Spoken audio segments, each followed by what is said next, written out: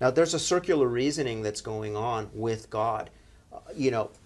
Take the first words of Genesis chapter 1. Genesis 1:1. In the beginning, God. Mm-hmm. This is a circular reasoning. God's not defending himself. Mm-hmm. He's not trying to convince you. That's right. He's stating a fact. In the beginning, the total, complete, perfect God. John 1:1, in the beginning was the Word. God is not defending, again, the Word. It is the perfect, total, complete Bible.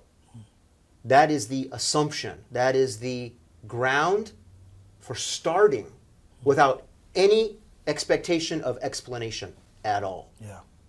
But Christians are not there. They are not there.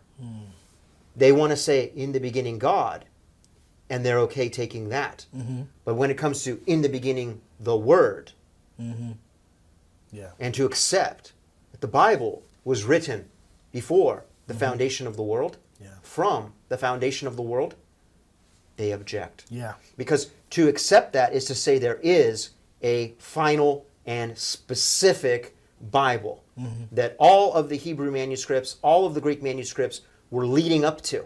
And that is the King James Bible.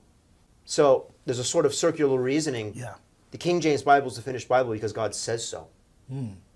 Now, when we tell people often the truth regarding the Bible and the King James Bible, you know the first thing they do. They go to the internet. Yeah. And they look up scholars. Yeah. And they start looking up for reasons why it is not so. But what they don't do is go to the King James Bible because it's presenting itself as such. They don't go to the King James Bible.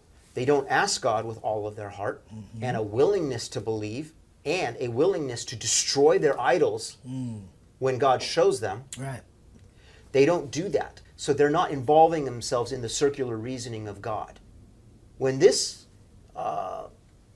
whole beginning to come to see the King James Bible as the Word of God in my walk, I simply came to the King James Bible. And I, in the circular reasoning fashion, assumed if it is so, then I must come to it to discern if it is so. Not go to scholars, not go to the internet to look up things outside the Bible and do historical research, textual research, etc., etc. It was enough to ask God and to go to the one who's declaring this authority and to seek to know if it be so. And indeed, it is. I agree. It was similar with me. It was, I felt like it called me. Like there was a voice out of it. And when I read, I would hear the voice calling me to it. Amen. And I would read other versions and I'd be like, where's that voice? Nothing is calling me in this other version. It just wasn't there.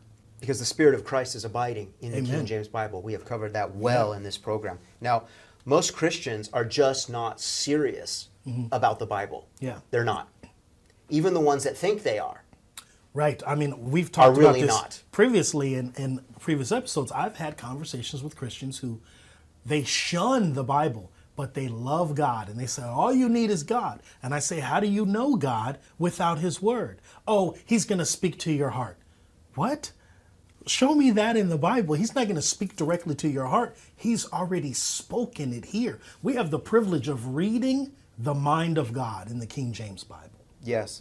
I've talked to so many people who I know their lives personally, and when I go to boast about the King James Bible, that God's finished, they haven't picked up a Bible in probably a year or longer. Yeah. All of a sudden, they're just hot-headed to say, that's not true, that's not true, to defend all these other Bible translations that they don't even pick up. Yeah. It's amazing, I tell you. Yeah. And that is to fail, to not adhere to God's circular reasoning and to come to the one who is claiming this is to fail, to go elsewhere. Like you're going to get the truth from the devil. What a failure. Yeah, that's a fail. Okay. You can't stop short with God, period. You've got to go all the way from the seed stage through the growth to the perfect. Yes. This is how it is with God. This is how it is with your walk with God. This is how it is when it comes to anything pertaining to God. You can't stop short. You must cleave to the perfect Word of God. Cleave. That means cut from the rest, leave, and come to the King James Bible. That's good. Cut and leave. Cleave. It's built in. Yeah. That's good. That's good. If you're unwilling to do that, you may not realize this. You are an attack on the seed, the Word of God. I don't care if you're a Christian or not. Brother, sister, you are an attack on the seed. Jesus said, if you do not gather with me, you scatter against me. And that's what a lot of them do.